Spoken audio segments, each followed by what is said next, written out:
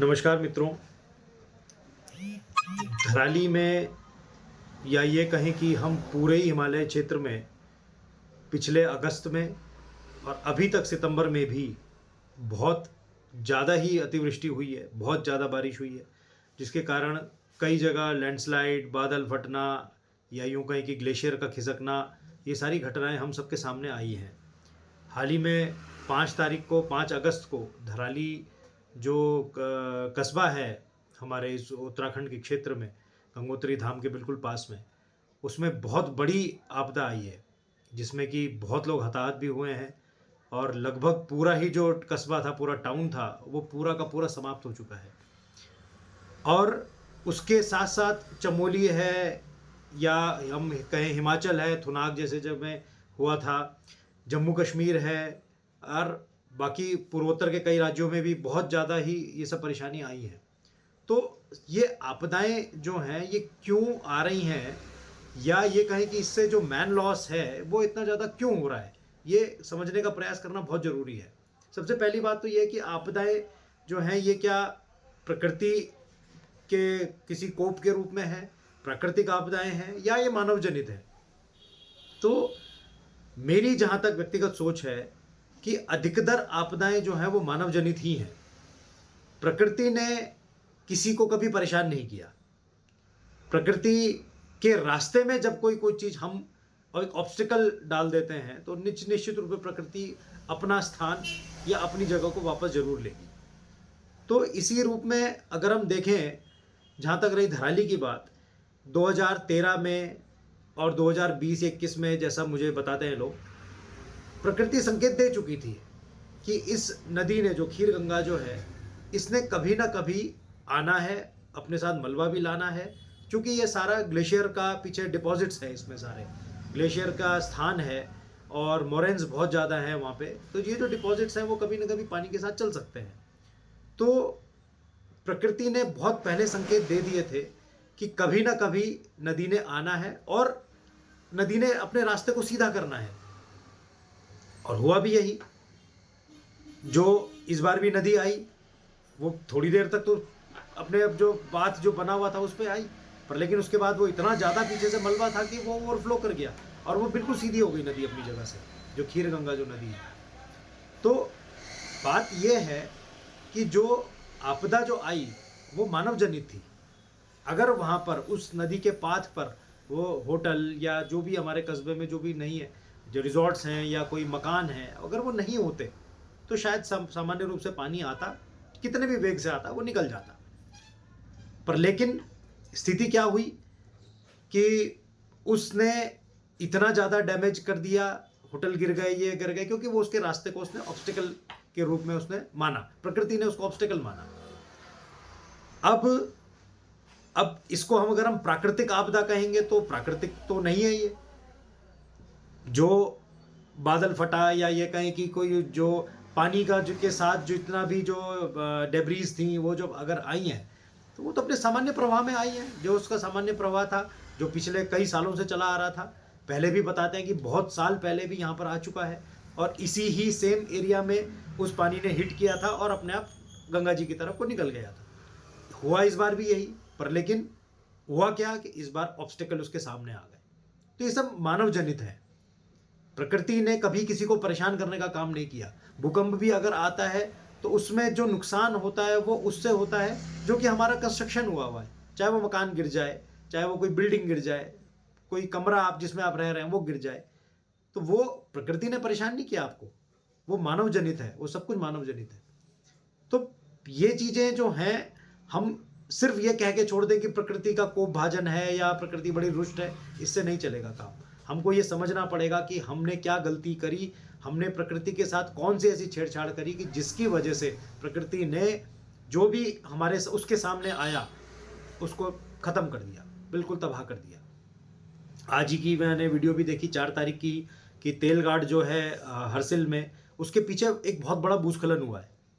तो भूस्खलन एक सामान्य प्रक्रिया है, पहाड़ों में होती रहती है, हिमालयी क्षेत्र है, पहाड़ बनते भी हैं, टूटते भी हैं, फिर बनते हैं। तो ये सब जो है, ये लैंडस्लाइड जो है एक बड़ी नेचुरल प्रोसेस है, बड़ी सामान्य प्रक्रिया है। पर हाँ, अगर अब इसी के साथ अगर बहुत तेज बारिश हो जाए तो वो सारा का सारा मलबा यदि पूरा का पूरा बहने लग जाए, तो अगर वो बहेगा तो नेचुरली फिर वो आगे गंगा जी का फ्लो भी रोक सकता है, या अपने आगे जो उसके आगे जितनी भी चीज़ें आएंगी उसको सब कुछ बहा के लेके जाएगा।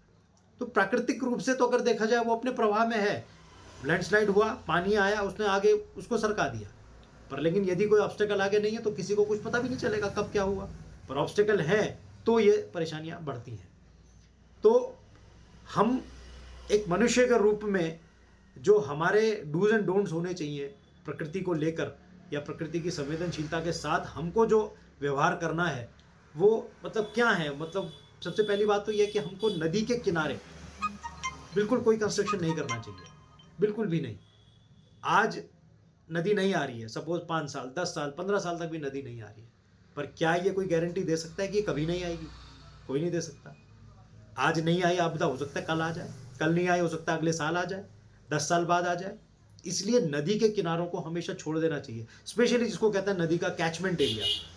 तो we have to leave that catchment area, हम लोग को उसको छोड़ के रखना चाहिए कि नदी अगर बढ़ेगी, एक HFL पॉइंट एक नाम होता है, हाईएस्ट फ्लड लेवल इसको कहते हैं। हम HFL लेवल का जो मार्किंग होती है या उसका जो स्तर होता है उससे भी उसके भी अंदर घुस के अपना मकान बना लेते हैं, होटल बना लेते, रिजॉर्ट, सिर्फ क्या नेचुरल ब्यूटी के लिए। ठीक है, वो एक अच्छी बात है, पर लेकिन आप नेचर के साथ, नेचर के अंदर क्यों घुस रहे हैं? आप नेचर को बचा के चलिए।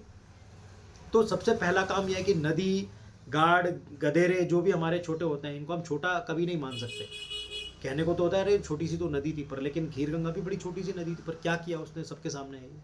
तो इसीलिए नदी, गाड़, गधेरे कोई भी चीज़ है उनको कभी भी उनके आसपास, स्पेशली जो उनका कैचमेंट एरिया है, जहाँ तक आपको लगता है कि उसका फैलाव हो सकता है, वहाँ पर कभी भी कोई कंस्ट्रक्शन नहीं करना चाहिए। दूसरा, हम जब भी कोई कंस्ट्रक्शन करें किसी पहाड़ पर या कोई हाई रिजेस पे करें अगर, तो वहाँ पे हमेशा पहले उसकी सॉइल टेस्टिंग कराएं कि सॉइल जो है उसकी, हम लोग सोचते हैं कि अरे क्या खुदाई करी, नींव डाला, हो गया, बात खत्म। पर लेकिन वो जो उसकी मिट्टी है उसकी नेचर क्या है, वो ढलुआ है, वो बहने वाली है, उसमें पकड़ है कि नहीं है, वो कभी नहीं देखा जाता, जो कि इंजीनियरिंग के पॉइंट ऑफ व्यू से बहुत इंपॉर्टेंट चीज़ है। हम लोग सिंपल एक किसी भी आर्किटेक्ट से एक नक्शा बनवाते हैं, उसको पास करवा लेते हैं, उसके बाद मकान बना लेते हैं, पर लेकिन ये कोई ध्यान नहीं देता कि हम जिस ज़मीन पर वो मकान बना रहे हैं उसकी लोड कैरिंग कैपेसिटी क्या है, उसकी सॉइल की नेचर क्या है, वो हम कभी ध्यान नहीं देते। आज जोशीमठ का उदाहरण सबके सामने है, ज्योतिर्मठ जिसे भी कहते हैं, सबके सामने वो उदाहरण है। पर लेकिन वहाँ भी क्या हुआ, लगातार अंधाधुंध कंस्ट्रक्शन होता गया। मैं भी 50 बार जा चुका हूँ जोशीमठ, पर लेकिन हर बार कोई ना कोई नया कंस्ट्रक्शन दिखता है, हर बार कोई ना कोई नया रिजॉर्ट, नई चीज़, कोई ना कोई नई चीज़ दिखती है। तो क्या हुआ, अल्टीमेटली पहाड़ की या किसी भी चीज़ की एक कैरिंग कैपेसिटी तो होती है कि वो कितना लोड बियर कर सकता है। अब अगर उसके ऊपर हम उससे दुगना लोड या उससे ज़्यादा लोड डाल रहे हैं तो नेचुरली उसने कोलैप्स करना ही करना है। फिर उसके साथ प्रॉब्लम क्या होती है कि हम अपने मकानों के नीचे, कई पहाड़ों में जनरली बहुत जगह पे सीवर लाइंस नहीं होती हैं, तो हम सोकपिट्स बनाते हैं। सोकपिट की भी एक क्षमता है, उसकी भी एक कहते हैं उसकी मतलब उसकी कैपेसिटी है कि वो उससे आगे वो भी बस्ट हो जाएगा, उसको खाली कराना पड़ता है, क्लीन कराना पड़ता है, जो भी है, number of things are there. तो उन सब चीज़ों को भी हमको समझना पड़ेगा कि हमको इंजीनियरिंग के पॉइंट ऑफ व्यू से मकान को बहुत ही सुरक्षित और उस ज़मीन को बहुत पहले उसकी स्टडी करनी पड़ेगी, जिस ज़मीन पर हम मकान बना रहे हैं वो क्या वो ज़मीन सही है कि नहीं है। बहुत सारी टेक्नोलॉजीज इसके लिए आती हैं, जिसके लिए ऊपर कभी बाद में डिस्कस कर सकते हैं हम। पर लेकिन हमारा लोड की जो कैपेसिटी है, लोड बियरिंग कैपेसिटी उस पर्टिकुलर प्लेस की, उस पर्टिकुलर ज़मीन की वो कितनी है, उस खेत की जो है वो कितनी धारक क्षमता है, वो हमको हमेशा नापनी चाहिए, उसको मेजर करना चाहिए कि हम उसकी धारक क्षमता से ज़्यादा उस पर लोड तो नहीं डाल रहे हैं, क्योंकि अगर ज़्यादा लोड डालेंगे तो नेचुरली वो कोलैप्स होगा ही होगा। एक बहुत बड़ा एस्पेक्ट और आता है कि हमारे जो बुजुर्ग हैं, बहुत बार हमने धराली के केस में भी मैं बताता हूँ, हमने देखा धराली गांव बिल्कुल इंटैक्ट है, कहीं कुछ नहीं हुआ, बिल्कुल एक पत्थर नहीं आया उसमें, जो प्राचीन बना हुआ है, पुराना जमाने का जो गांव है। अभी जो हुआ वो हाल का बना हुआ है, हार्डली 30-40 साल पुराना, जितना भी हो सकता है। पर लेकिन हमारे बुजुर्गों ने कभी भी नदी के किनारे या उसके कैचमेंट एरिया के पास में कभी कोई गांव या कोई अपना कस्बा कभी नहीं डेवलप किया। मतलब वो देखा जाए तो भविष्यवेता थे, वो देखते थे कि नहीं आज नहीं तो 10 साल बाद, नहीं 50 साल बाद सही, कभी भी कुछ ना कुछ हो सकता है। तो हमेशा कभी भी मकान बनाएं, यदि हमारे उस गांव में या हमारे घर में अगर बुजुर्ग हैं तो निश्चित रूप से उनकी सलाह लेकर ही हमें आगे मकान या कोई भी होटल या कोई भी रिजॉर्ट, कोई भी चीज़ आप बना रहे हैं उसका कंस्ट्रक्शन करना चाहिए, क्योंकि उनका अनुभव जो होता है वो प्रकृति के साथ बहुत ज़्यादा होता है, क्योंकि वो उस ज़माने में प्रकृति के साथ उसकी गोद में खेले हुए हैं जिस ज़माने में कभी कोई सुख सुविधा नहीं हुआ करती थी। मिट्टी में रहे हैं, उसी मिट्टी में पले बड़े हैं, उनको वो मिट्टी का टेक्सचर हाथ लगा के बता सकते हैं कि उस मिट्टी का टेक्सचर क्या है। तो हमें उनके साथ में भी हमेशा सलाह करके काम करना चाहिए कि हम क्या यहाँ पे बनाएं या ना बनाएं। अब होता क्या है साहब, आपदा आ गई, सब कुछ हो गया, अब होता है सरकार को कोसने का काम शुरू। सरकार ने ये नहीं किया, सरकार ने वो नहीं किया। भाई एक बड़ी सिंपल सी बात है, क्या सरकार लाई आपदा? अब तो सरकार नहीं लाई। हाँ, सरकार का कहाँ प्रॉब्लम आ रहा है कि सरकार ने यह जानते हुए, जैसे वो जीपीएस का सैटेलाइट मैपिंग वगैरह करते हैं जीपीएस से, उसके बावजूद भी आप किसी को भी मनुष्य को वहाँ पे बसने दिया। वहाँ सरकार का रोल आता है कि उसने क्यों बसने दिया, जब उसको पता है कि ये बिल्कुल आपदा के या किसी नेचुरल फ्लो के मुहाने पर खड़ा हुआ है या बन रहा है, तो वहाँ पे उसको बसने क्यों दिया। तो सरकार को कोसना एक रूप में ठीक है, चलिए कि उसने राहत नहीं दी या कोई दी या समय पर कुछ नहीं हुआ, वो एक मान समझते हैं, पर लेकिन सरकार का जो मेन रोल है वो ये है कि जब भी कोई टाउनशिप वहाँ पर बन रही है, किसी भी स्थान पर बन रही है, चाहे वो पहाड़ों में बन रही है, चाहे प्लेन्स में बन रही है, उस टाउनशिप की जो है अगर आपने उसकी सैटेलाइट मैपिंग कराई है, पहली बात तो अव्वल तो हर एरिया की होनी चाहिए, अगर नहीं हुई है तो होनी चाहिए, पर अगर कराई है उसके बावजूद भी अगर आपको लगता है कि यहाँ पर ये बहुत सुरक्षित स्थान नहीं है, तो वहाँ पे आप नक्शे पास कैसे कर रहे हैं, आप लोगों को बसने क्यों दे रहे हैं, आप क्यों लोगों को ये कह रहे हैं कि नहीं बस जाइए, कोई बात नहीं, बाद में देखेंगे। आप मुँह जबानी तो बोल देते हैं, कागजों में तो आपके क्या है, आप तो उसको संवेदनशील स्थान मानते हैं, पर लेकिन आपने वहाँ पे बसने दिया। वो जिस भी रूप में बसने दिया, वो रेवेन्यू डिपार्टमेंट का बड़ा खेल है, वो आप सबको पता है कि क्या खेल खेलते हैं। तो वो उस चीज़ के लिए सरकार को हमेशा बचना चाहिए। फिर अब जैसे धराली की केस है, धराली का केस में मुझे जो पता चला था कि एक दो बार नोटिस भी सरकार ने इशू किए हैं कि भाई इसको खाली कर दें, ये संवेदनशील स्थान है, यहाँ पर कोई डिजास्टर हो सकता है या कोई भी चीज़ ऐसा हो सकता है। जब यहाँ पे एक दो बार प्रकृति ने संकेत दे दिए थे, जब बाढ़ आई थी या मलबा आया था बहुत ज़्यादा, एक बार काफ़ी बाजार में बहुत ज़्यादा फैल गया था, तो उसके बाद संकेत दे दिए, सरकार ने भी शायद नोटिस दे दिए थे। तो उन नोटिस पर इम्प्लीमेंटेशन क्यों नहीं हुआ? आपने क्यों समय रहते उन नोटिस के आधार पर उनका पुनर्वास कहीं और नहीं कराया? क्यों आपने उनको वहीं पर उनके हाल पर छोड़ दिया? ठीक है, एजिटेशन होता, आंदोलन भी होते, सब कुछ होता है, अल्टीमेटली जान तो सबसे बड़ी चीज़ है, जान के आगे तो कुछ नहीं है। मनुष्य का जो जीवन है वो बड़ा बहुमूल्य है, उसके आगे तो कुछ नहीं है। क्यों नहीं सरकार ने उसका रिहैबिलिटेशन के लिए पहले सोचा, नहीं हमने नोटिस तो इशू कर दिया, आपकी वहाँ इतिश्री नहीं हो जाती, आपका काम ये ऐसा नहीं कि वहीं पे ख़त्म हो गया, पर लेकिन आपने उस काम के लिए इम्प्लीमेंटेशन क्या किया, उस नोटिस के ऊपर इम्प्लीमेंटेशन क्या किया, वो सरकार ने कभी ध्यान नहीं दी। नोटिस दिया, इतिश्री, बात खत्म, अब आप अपने हाल पे जियो मरो, हमें कोई मतलब नहीं। ये कोई तरीका नहीं होता। सरकारों को ये समझना पड़ेगा कि अगर आपने किसी स्थान को संवेदनशील घोषित कर दिया है या ये बना दिया है कि हाँ संवेदनशील हो गया है, तो अब वहाँ पर आप सिर्फ नोटिस से अपना काम नहीं चला सकते, उसके ऊपर इम्प्लीमेंटेशन कीजिए। पूरा उत्तरकाशी क्षेत्र बफर जोन में आता है, कहते ही हैं, नोटिस यहाँ पे आ चुके हैं, उसके बावजूद भी बड़े बड़े कंस्ट्रक्शन हो रहे हैं, बड़े बड़े होटल्स बन रहे हैं, मकान बन रहे हैं, तीन मंजिला बिल्डिंग बन रही है। क्यों? कौन नक्शे पास कर रहे हैं इनके, कैसे पास हो रहे हैं, आखिर उन नोटिस का क्या फ़ायदा? लोगों ने, जिन लोगों ने मुआवजे ले चुके हैं, उन लोगों को आपने रिहैबिलिटेट क्यों नहीं किया? उनके उन स्थान पर आपने डोजर क्यों नहीं चलवाया कि आपने मुआवजा ले लिया, अब आप जाइए, अब आप दूसरी जगह पे हम आपको बसाएंगे, आप वहाँ जाइए। क्यों एक और आपदा का वेट किया जाता है कि नहीं जी अब जब इनका गिर ही जाएगा मकान हम तभी देखेंगे, पुनर्वास की बात हम तब करेंगे। ये सरकार का बहुत ही वीक पॉइंट है, जिसकी वजह से आपदाओं में इतना नुकसान होता है। सरकार को गाली इसलिए नहीं दी जाती कि वो कुछ काम नहीं कर, सरकार को गाली इसलिए दी जाती है समय रहते आप क्यों नहीं चेते, आपने क्यों नहीं उस जगह को खाली करवाया। और भाई पहाड़ के लोग हैं, बहुत जगह पढ़े लिखे भी होते हैं, बहुत जगह नहीं भी होते हैं, लोग अनभिज्ञ होते हैं।